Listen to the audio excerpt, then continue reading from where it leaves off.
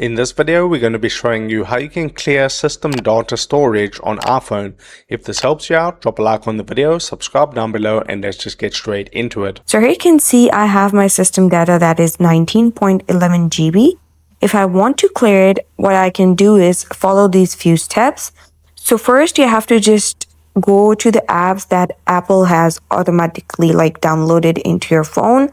Like for example, we have these apps like Freeform and Compass and Meyer and passwords and magnifiers and shortcuts that are by default given by Apple. So just choose any app like for example this magnifier and press it and click remove app. Now it's going to give you this option and you have to click delete app. The second method that you can do is just go to any apps like your Instagram, Snapchat, or any game app that you are using a lot. Just delete the app and then reinstall it. You can go to your settings and then go to general, and then you simply have to click iPhone storage over here.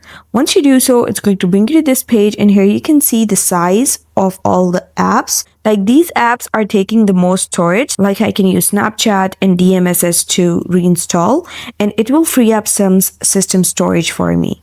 The third method is go to settings and then scroll through and find this apps option.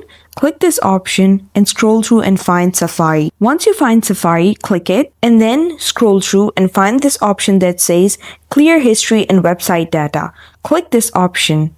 Once you do so, it's going to pop up with this window, and here you'll have these options. Click all history over here and then click clear history. It's going to remove all the history and free up some system storage data for you. Also, what you can do is go to your messages and then click these three horizontal lines on the top right corner and click recently deleted over here.